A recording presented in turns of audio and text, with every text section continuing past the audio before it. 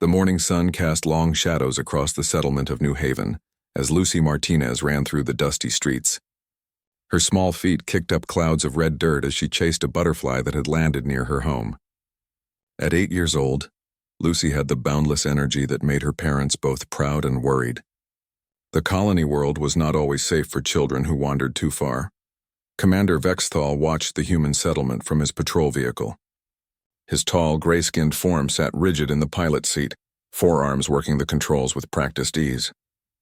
The Zephyrian officer had been assigned to this sector for 3 years, and he still found humans to be the most puzzling species he had ever encountered. They were weak, fragile, and yet they had somehow managed to spread across the galaxy like a persistent infection. The butterfly led Lucy toward the edge of the settlement, near the restricted mining zone. Large warning signs in both human and Zephyrian text marked the boundaries, but Lucy could not read the alien writing. She only knew that the pretty blue and yellow butterfly was getting away, and she wanted to catch it. Carlos Martinez wiped the grease from his hands as he finished repairing a water pump. The mechanic looked around for his daughter and felt a moment of panic when he did not see her playing in their small yard. He called out her name, but there was no answer. Amanda Martinez, who taught the colony children in their makeshift school, came running when she heard her husband's worried voice. Commander Vexthal saw the small human child cross into the restricted zone. His large black eyes narrowed as he watched Lucy chase the butterfly deeper into the forbidden area. According to Zephyrian law, any human found in restricted zones was to be detained immediately. The commander had always followed orders without question, and today would be no different. The patrol vehicle descended silently behind Lucy, its advanced technology making no sound. She was still focused on the butterfly when the shadow fell over her. Lucy turned around and gasped when she saw the tall alien officer standing behind her. His gray skin looked like smooth stone, and his forearms made him seem like something from her worst nightmares. "Human child," Commander Vexthal spoke in heavily accented English. "You have violated sector restrictions. You will come with me for processing and re-education." Lucy took a step backward, her heart pounding. "I was just chasing a butterfly. I didn't know I wasn't supposed to be here. Please don't hurt me." The commander's expression did not change.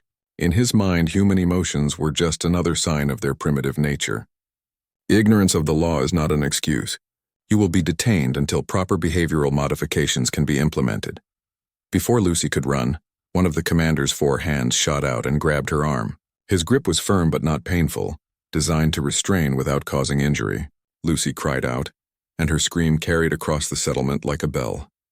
Carlos Martinez heard his daughter's cry and ran toward the sound. Amanda was close behind him, along with several other colonists including Daniel Brooks, the settlement leader, and Dr. Helen Price, their only medical officer. They arrived just in time to see Commander Vexthal lifting Lucy into his patrol vehicle. "Wait!" Carlos shouted, running toward the Zephyrian officer. "That's my daughter. She's just a child. She didn't mean any harm." Commander Vexthal paused and looked at the approaching humans. Their emotional outburst was exactly what he expected from their species. The child violated clearly marked restrictions. She must be processed according to Zephyrian Peacekeeping Protocol 7 Alpha. "She's 8 years old," Amanda pleaded, tears streaming down her face. "She can't even read your language.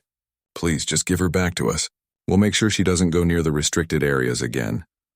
The commander's forearms worked quickly, securing Lucy in the vehicle while he spoke. "Human promises are unreliable. The child requires proper education and acceptable behavior. She will be returned when the re-education process is complete." Daniel Brooks stepped forward, trying to keep his voice calm. "Commander, surely we can discuss this. The child made an innocent mistake. There must be some alternative to taking her away from her family." Commander Vexthal looked at the group of humans with something that might have been pity. They were so emotional, so irrational. It was clear why their species needed guidance from more advanced civilizations like the Zephyrians. "The decision has been made," he said firmly. "The child will be processed aboard the Stellar Dominion. Parents may submit formal requests for visitation after the initial evaluation period is complete." Dr. Helen Price pushed through the crowd. "At least let me examine her first. Human children have specific medical needs. Your facilities might not be equipped for her biology."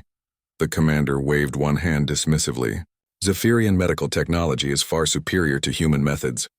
The child will receive proper care. Lucy pressed her face against the transparent barrier of the patrol vehicle, her small hands banging against the surface. Mama, Papa, help me, I want to go home. Carlos tried to rush the vehicle, but Daniel Brooks held him back. You'll only make it worse, the settlement leader whispered. We have to find another way. Commander Vexthal activated the vehicle's engines. The child will be processed according to standard protocols. Any interference with Zephyrian law enforcement will result in additional penalties for the entire settlement. As the patrol vehicle lifted off, Lucy's cries could be heard even through the advanced hull materials. The colonists watched helplessly as their children's friend disappeared into the sky, bound for the Zephyrian orbital station that hung above their world, like a constant reminder of who was really in charge. Amanda collapsed into her husband's arms, sobbing. Carlos held her tight, but his eyes never left the sky where his daughter had vanished. Around them, the other colonists stood in stunned silence. They had always known that the Zephyrians could take whatever they wanted, but none of them had imagined they would take a child. Dr. Helen Price pulled Daniel Brooks aside. We need to contact the orbital station. I need to know what kind of environment they're putting her in. Human children are more fragile than adult humans. If they don't understand our biology, I know, Daniel replied quietly. But what can we do? Our weapons are no match for their technology. Our ships can barely make it to orbit. Commander Vexthal piloted his vehicle toward the stellar dominion, confident that he had performed his duty correctly. In a few days, the human child would be properly educated about acceptable behavior. Her parents would thank him for preventing her from becoming a real problem later in life. It was all very simple and routine. He had no idea that he had just made the biggest mistake in Zephyrian history. The stellar dominion hung in orbit above New Haven like a massive metal moon. Its sleek hull reflected the light of the system star, creating patterns that shifted across its surface as the station slowly rotated. Inside its corridors, Commander Vexthal carried Lucy Martinez toward the detention block, her small form seeming even tinier in his 4 powerful arms. Lucy had stopped crying during the flight up from the planet. Now she looked around with wide eyes at the strange alien architecture surrounding her. Everything was too big, too cold, and too frightening. The walls curved in ways that hurt her eyes to follow, and the lighting cast shadows that seemed to move when she wasn't looking directly at them. Where are you taking me? Lucy asked in a small voice. Commander Vexthal did not slow his pace. To a processing center where you will learn proper behavior. The sooner you accept instruction, the sooner you can return to your family. The detention block was designed for adult prisoners of various species that the Zephyrians had encountered throughout the galaxy. The cells were built to contain beings much larger and stronger than humans, with environmental controls that could be adjusted for different physiologies. Commander Vexthal placed Lucy in Cell 7, a standard holding unit that had housed dozens of prisoners over the years. The environmental systems will provide adequate conditions for your biology, the commander explained as he sealed the cell door. Food will be delivered at regular intervals. You will remain here until your behavioral evaluation is complete. As soon as the cell door closed, Lucy felt the temperature begin to drop.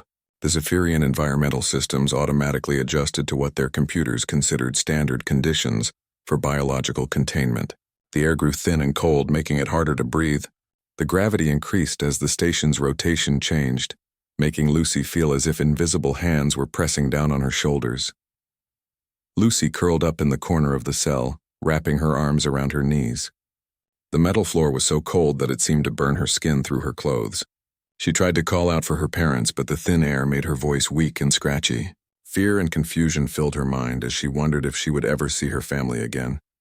Commander Vexthal returned to his duties, confident that the human child would quickly learn to behave properly. He had processed hundreds of beings over his career, and they all followed the same pattern. Initial resistance, followed by acceptance, and finally grateful cooperation.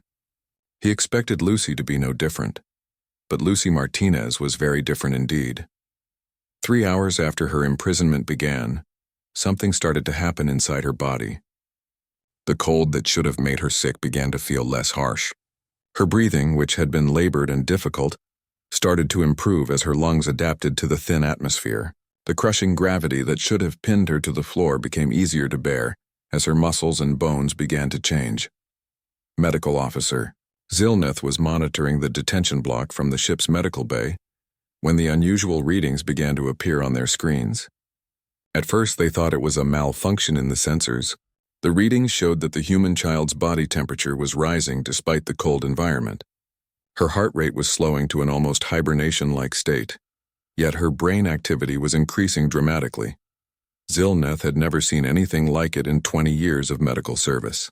They ran diagnostics on the monitoring equipment, but everything checked out perfectly. The readings were accurate, which meant something impossible was happening to the human child. By the 6th hour, Lucy was no longer shivering. She stood up and walked around the cell with ease, despite the increased gravity that should have made movement difficult for such a small being. Her breathing was deep and steady, processing the thin air more efficiently than most adult Zephyrians could manage in similar conditions. Commander Vexthal received Zilneth's concerned report during his evening meal. "You must be mistaken," he told the medical officer. "Humans are fragile beings. The child is probably in shock or some form of biological shutdown. Reduce the environmental stress and she will return to normal." But when the environmental controls were adjusted to make conditions easier, Lucy's body simply adapted to the new settings. Whatever was happening to her continued regardless of the external conditions.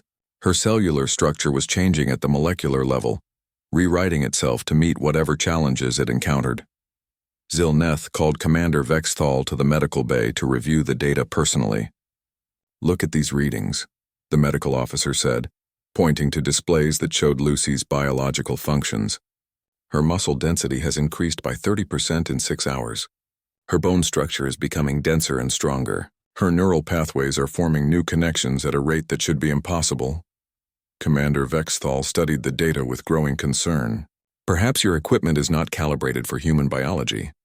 Run a complete diagnostic on all systems." The diagnostics revealed that every piece of medical equipment was functioning perfectly. The readings were accurate, which meant that the human child was undergoing some form of rapid evolution in real time. Her body was not just surviving the harsh conditions of the detention cell, it was becoming stronger because of them. On the 8th hour, something even more disturbing happened. Lucy began to speak in perfect Zephyrian dialect, using words and phrases that she had never heard before in her life. She addressed the monitoring cameras directly, asking polite questions about when she could see her parents again and whether there were any books she could read to pass the time. Zilneth played the recording for Commander Vexthal, who listened in stunned silence. "How is this possible?" he whispered. "She has never been exposed to our language before today." The medical officer's 4 hands moved nervously across their control panels. "I believe she is unconsciously accessing our computer systems through some form of biological interface.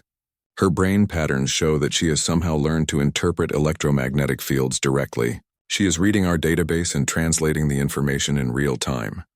Commander Vexthal felt a chill that had nothing to do with the ship's environmental systems. What else has she learned? Zilneth pulled up additional monitors showing Lucy's brain activity. According to these readings, she has accessed basic information about Zephyrian culture, language, technology, and military capabilities. In Cell 7, Lucy sat calmly on the floor, her back straight despite the crushing gravity. Her eyes were closed, but her mind was racing through vast amounts of information that seemed to flow into her consciousness from the ship's computers. She did not understand how she was doing it, but somehow she could sense the thoughts and memories stored in the electronic systems around her. She learned about the Zephyrian homeworld, their history, their fears, and their weaknesses. She discovered that they were not the powerful conquerors they appeared to be, but a dying race desperate to find meaning in controlling others. Most disturbing of all, she realized that they were terrified of beings like her, though they did not yet understand why. Commander Vexthal stared at the monitors showing Lucy's transformed appearance. Her skin had taken on a slight luminescence. Her eyes seemed to glow with internal light, and her movements showed a grace and strength that belonged to no 8-year-old child. She was still recognizably human, but she was becoming something more. "Contact Admiral Kethvar immediately," he ordered. "We have a situation that requires immediate attention." As the communication went out to the Admiral, Lucy opened her eyes and looked directly at the monitoring camera. When she spoke, her voice was calm and gentle, but the words she used chilled everyone who heard them. "Please don't be afraid of me," she said in perfect Zephyrian. "I don't want to hurt anyone. I just want to go home to my mama and papa." The most terrifying thing was that she meant every word. Dr. Helen Price had not slept since Lucy Martinez was taken from New Haven. She worked frantically in her small medical lab, analyzing every piece of biological data she could find about human children. There had to be something she could use to convince the Zephyrians that keeping Lucy was dangerous for everyone involved. The colony's communication array was primitive compared to Zephyrian technology, but it was powerful enough to reach the orbital station. Dr. Price had been trying to contact someone aboard the Stellar Dominion for hours, but her calls were ignored. The Zephyrians had no interest in hearing from the humans they considered inferior. Carlos Martinez sat in the corner of the lab, his head in his hands. He had not spoken for hours, lost in worry about his daughter. Amanda paced back and forth, stopping occasionally to look out the window at the alien ship hanging in the sky above them. Daniel Brooks coordinated with the other colonists, but everyone knew there was little they could do against Zephyrian technology. Dr. Price made another attempt to contact the ship, this time using emergency medical protocols that even the Zephyrians should respect. "This is Dr. Helen Price of New Haven Colony," she broadcast. "I need to speak with your medical officer about the human child in your custody. This is a medical emergency that affects her safety." On the Stellar Dominion, Medical Officer Zilneth was reviewing Lucy's latest biological readings when the transmission came through. The desperate tone in the human doctor's voice caught their attention. After consulting with Commander Vexthal, who was growing increasingly worried about Lucy's condition, Zilneth agreed to accept the communication. "This is Medical Officer Zilneth of the Stellar Dominion," came the translated response. "State the nature of your medical emergency." Dr. Price felt a surge of relief at finally making contact. "The child you have taken is undergoing biological changes that you need to understand. Humans are not what you think we are. We evolved on what we call a death world, a planet so hostile that survival required the most adaptable biology in the galaxy." Zilneth's 4 eyes widened at this statement. "Explain what you mean by death world." Dr. Price pulled up data files on her computer, transmitting everything she had about human evolution. Earth was a planet where everything tried to kill us. Extreme weather, deadly animals, diseases, radiation, gravity variations, atmospheric changes. For millions of years, humans who could not adapt died, and those who could survive passed their genes to their children. The Zephyrian medical officer studied the incoming data with growing alarm. The information described a world that would be considered uninhabitable by most galactic species. "Are you saying that humans developed specifically to survive in hostile environments?" "More than survive," Dr. Price replied. "We developed to thrive in them. When a human encounters a life-threatening situation, our biology doesn't just try to endure it, it tries to overcome it by evolving new capabilities. The process usually takes generations, but in extreme stress situations it can happen much faster." Commander Vexthal had joined Zilneth in listening to the transmission. "You are suggesting that our detention conditions are causing the child to evolve?" Dr. Price's voice became urgent. "That's exactly what I'm saying. The cold temperatures would trigger hibernation adaptations in her DNA. The thin atmosphere would cause her lungs and blood to become more efficient. The high gravity would strengthen her bones and muscles. You've created the perfect conditions to turn a harmless child into something that could potentially threaten your entire species." Zilneth looked at Commander Vexthal with 4 eyes full of fear. The medical readings they had been monitoring suddenly made terrible sense. Lucy was not just surviving the detention conditions, she was being transformed by them into something beyond normal human limitations. "There is more," Dr. Price continued. "Human brains are designed to process and store vast amounts of survival information quickly. If she's been exposed to your computer systems, she may have unconsciously learned things about your technology, your weaknesses, your homeworld locations. She doesn't realize what she's doing, but her biology is preparing her to survive in a galaxy full of potential threats." Commander Vexthal felt his worst fears being confirmed. "How do we reverse the process?" Dr. Price was quiet for a moment before answering. "I don't think you can. The changes may be permanent, but there's something else you need to know about humans. We retain our emotional and moral nature even when we develop enhanced capabilities. Lucy is still the same gentle child she was before.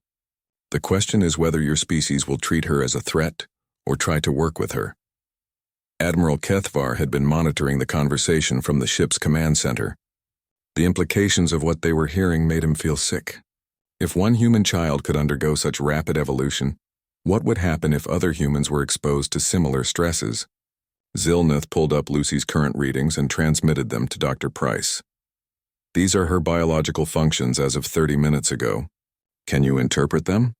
Dr. Price studied the data with amazement and horror. Lucy's muscle density had increased by 60%. Her bone structure was now stronger than most adult humans. Her brain activity showed patterns that suggested she was processing information at superhuman speeds. Most disturbing of all, her DNA was showing active modifications that were being written in real time. She's become adapted to survive in your environment better than you can, Dr. Price said quietly. Her biology has analyzed your species and developed countermeasures to every advantage you have. If she wanted to, she could probably overpower your security systems and escape. The only reason she hasn't is because she doesn't want to hurt anyone. Commander Vexthal looked at the monitor showing Lucy sitting peacefully in her cell, reading from a Zephyrian educational tablet that she had somehow activated with her touch. She looked like an innocent child, but the readings showed that she had become something that could threaten their entire civilization. What do you recommend? Admiral Kethavar asked through the communication system. Dr. Price considered her words carefully. Return her to us immediately before her evolution triggers similar changes in other humans. Lucy's transformation may be contagious under the right circumstances. If other human children are exposed to extreme stress while she's in this state, they might undergo similar changes. The Zephyrians looked at each other with growing panic. They had unknowingly created a situation that could result in the emergence of a superhuman species that would be virtually unstoppable, and the worst part was that it had happened because they had tried to discipline a child for chasing a butterfly. Admiral Kethavar made a decision that would change the relationship between their species forever. Prepare the child for immediate return to the surface. And send a priority message to Zephyrian High Command. We need to discuss a complete revision of our policies regarding human contact. In Cell 7, Lucy looked up from her tablet and smiled at the monitoring camera. Thank you for deciding to let me go home, she said in perfect Zephyrian.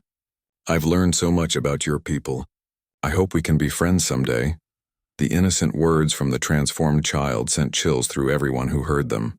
Lucy Martinez had become the most dangerous being in the galaxy, and she was still just a little girl who wanted to see her parents. Admiral Kethvar stood in the command center of the Stellar Dominion, watching displays that showed Lucy Martinez in her detention cell. The reports coming from his officers painted a picture that challenged everything the Zephyrians believed about their place in the galaxy. The human child had become something that defied their understanding of biology and evolution. Show me the latest readings, the Admiral ordered. Zilnath activated the medical displays, and the command center filled with data that made every officer present feel deeply uncomfortable. Lucy's physical capabilities had continued to grow throughout the day. She could now lift objects that would challenge a full-grown Zephyrian warrior. Her reflexes had become so fast that the monitoring cameras had trouble tracking her movements when she chose to move quickly. But the most disturbing development was her interaction with their technology. Lucy had learned to interface directly with Zephyrian computers by simply touching them. She absorbed information from their databases faster than their most advanced processing systems could organize it.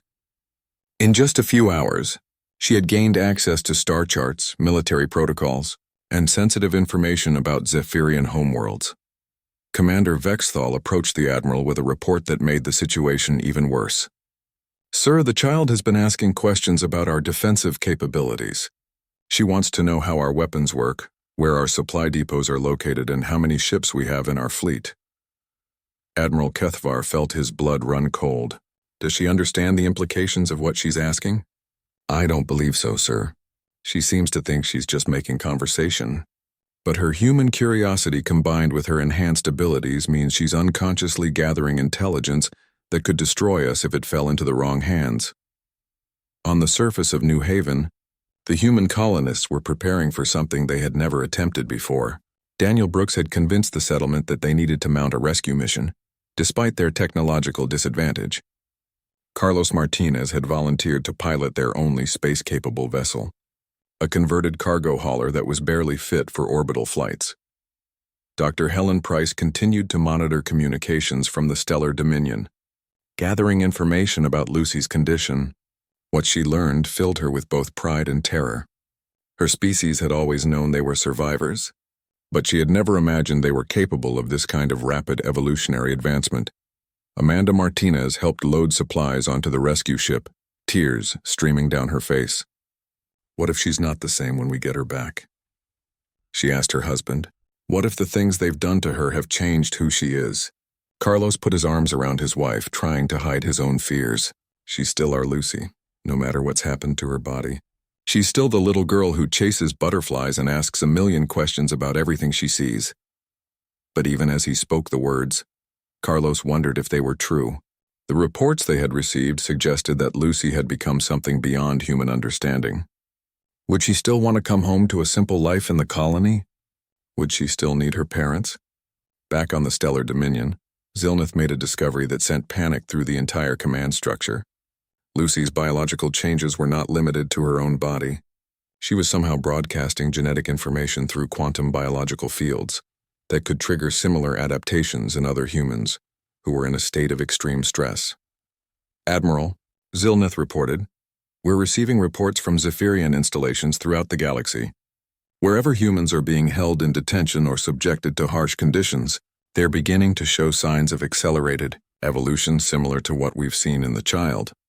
Admiral Kethvar stared at the communications displays showing incoming reports from dozens of Zephyrian facilities.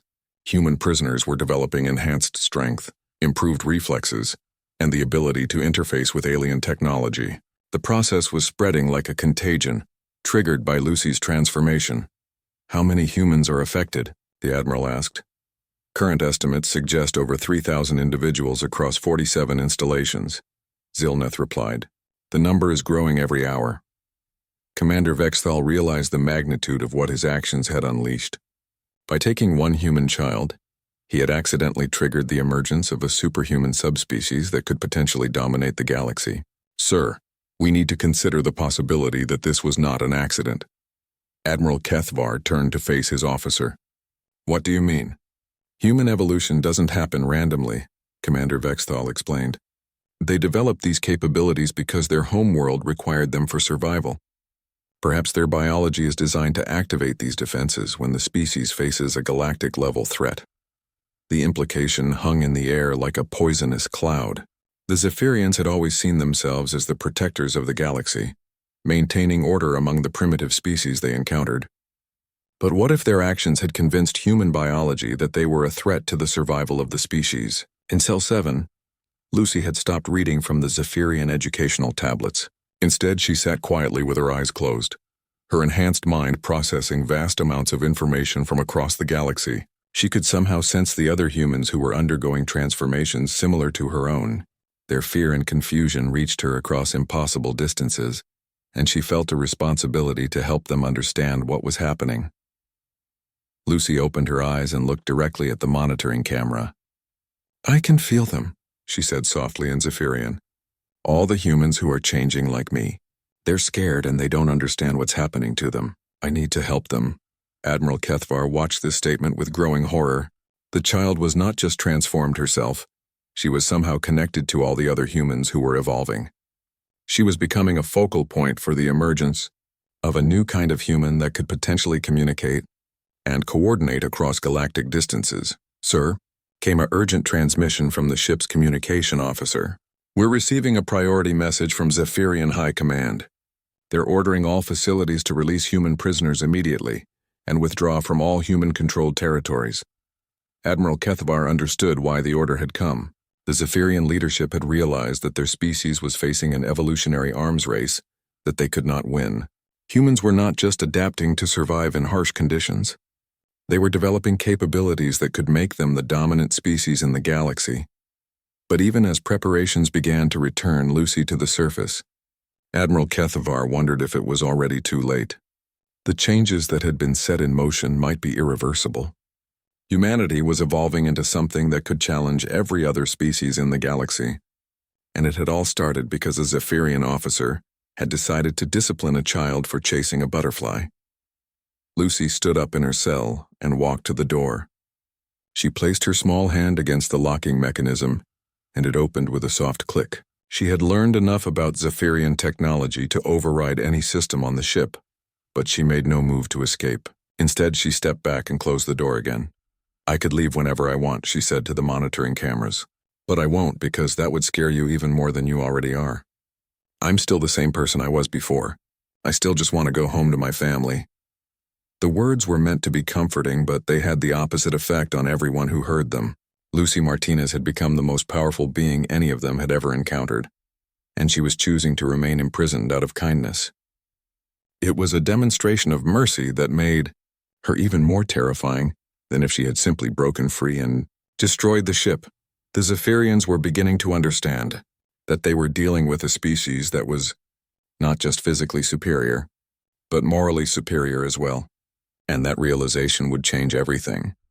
Lucy Martinez sat quietly in her cell, her enhanced senses picking up the fear and confusion that filled the stellar dominion. She could hear the rapid heartbeats of the Zephyrian crew members as they hurried through the corridors. She could sense their electromagnetic signatures changing as stress chemicals flooded their systems. Most of all, she could feel their terror whenever they looked at the monitoring displays that showed her calm, peaceful face. The 8-year-old girl understood far more than anyone realized. Her evolved brain processed information at speeds that allowed her to analyze every aspect of her situation. She knew that her transformation had triggered similar changes in humans across the galaxy. She knew that the Zephyrians saw her as a threat to their entire civilization. She even knew that some of the officers were discussing whether they should eliminate her before she became too dangerous to contain. But Lucy also knew something that the Zephyrians had not yet realized. Despite all her enhanced capabilities, despite her ability to access their most secure systems and understand their deepest fears, she was still fundamentally the same person she had been when Commander Vexithal found her chasing a butterfly. She still missed her parents. She still felt lonely and scared. She still wanted nothing more than to go home and play in the red dirt of New Haven. Commander Vexithal approached Lucy's cell with a heavy heart. He had spent the day reviewing reports from across the Zephyrian Empire, watching as more humans developed the same terrifying capabilities that Lucy displayed. Each new case made it clearer that his decision to detain the child had unleashed something that could destroy everything his species had built. "Human child," he said, through the cell's communication system. "I need to ask you something important." Lucy looked up at him with eyes that seemed to glow with internal light. "I know what you want to ask. You want to know if I'm going to hurt your people." The commander felt a chill at her words. "Can you read my thoughts?" Lucy shook her head. "I can't read thoughts, but I can sense emotions and intentions. You're afraid of me, but you also feel guilty about what you've done. You're wondering if there's a way to fix this situation without anyone getting hurt." Commander Vexthal studied the small figure sitting calmly in the massive detention cell. "And is there?" Lucy smiled, and for a moment she looked exactly like the innocent child she had been just days before. "Of course there is, but it requires something that most species find very difficult." "What is that?" "Trust," Lucy said simply. "You have to trust that humans are not your enemies. We never were. We're just a species that learned to survive on a dangerous world, and now we're trying to survive in a dangerous galaxy." Before Commander Vexthal could respond, alarms began sounding throughout the ship. Admiral Kethvar's voice echoed through the corridors, calling all senior officers to an emergency meeting. The commander left Lucy's cell with more questions than answers, wondering if the child's words were wisdom or manipulation from a being too dangerous to trust. In the command center, Admiral Kethvar faced a crisis that threatened to tear apart the Zephyrian Empire. Reports continued to flood in from installations across the galaxy. Humans everywhere were evolving, developing capabilities that made them essentially unstoppable. But more disturbing than their growing power was their growing unity. "Sir," reported the communications officer, "we're detecting coordinated communication between evolved humans across multiple star systems. They're somehow sharing information instantaneously across distances that should make such communication impossible." Zilneth added to the report with medical data that made the situation even worse. The evolved humans are not just communicating, they're sharing genetic information. Each individual who undergoes the transformation adds to a collective pool of adaptations that all the others can access. Admiral Kethvar realized what this meant. Humanity was not just evolving into a superhuman species.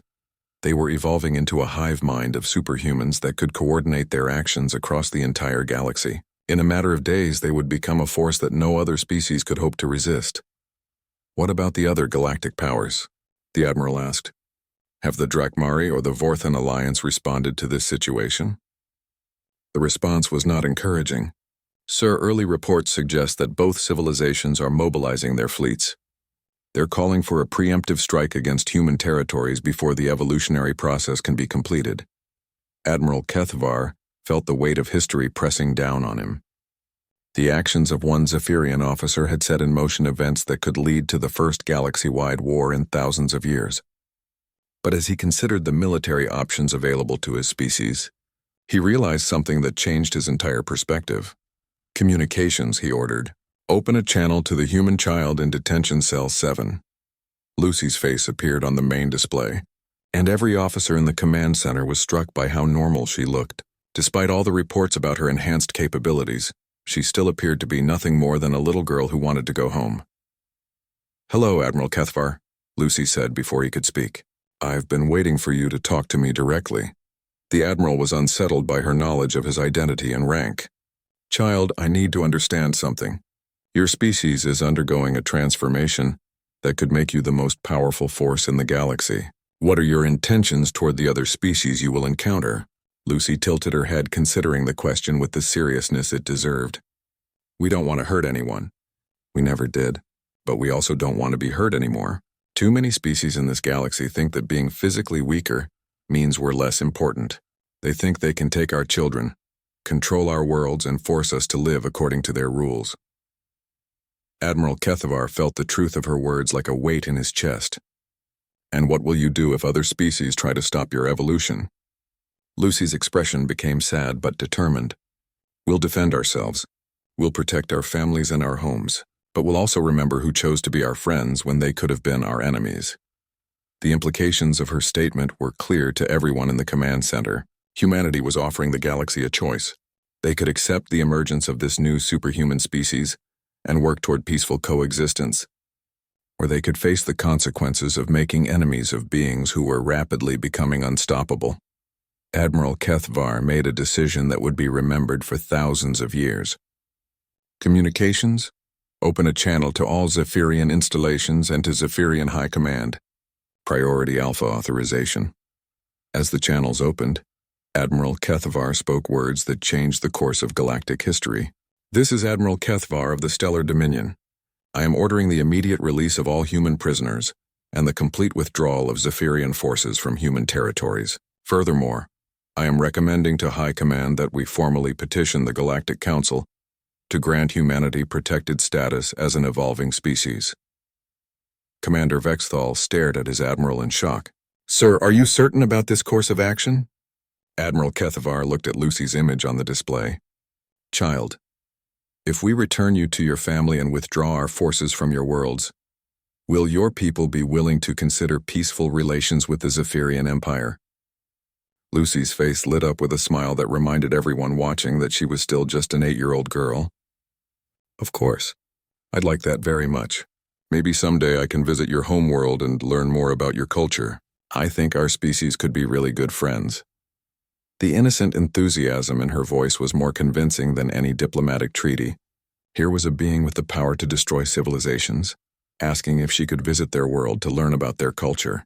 It was a demonstration of humanity's true nature that no Zephyrian would ever forget. Within hours, the formal orders went out across the Zephyrian Empire. Human prisoners were released, occupation forces were withdrawn, and an official petition was submitted to the Galactic Council requesting humanity's reclassification as a protected evolutionary species. Commander, Vexthal personally piloted the shuttle that returned Lucy to New Haven. As they descended through the atmosphere, Lucy pressed her face against the viewport, watching her homeworld grow larger below them. When she saw her parents waiting at the landing pad, tears of joy streamed down her face. Thank you for bringing me home, she said to Commander Vexthal. I hope this is the beginning of a friendship between our peoples. As Lucy ran into her parents' arms, Commander Vexithal watched the reunion with deep emotion. Carlos and Amanda Martinez held their daughter tight, and for a moment it was easy to forget that the child in their arms had become the most significant being in galactic history. Dr. Helen Price approached Commander Vexthal as the family celebrated their reunion. "What will happen now?" she asked. The Zephyrian officer looked up at the sky where his ship waited in orbit. "Now we learn to live in a galaxy where humanity is no longer the junior species, and we hope that when your people reach the stars in force, they remember who chose to be their friends." Lucy pulled away from her parents and ran to Commander Vexithal. Before he could react, she wrapped her small arms around his leg in a hug. "Thank you for keeping me safe," she said. "I know you were just trying to do your job."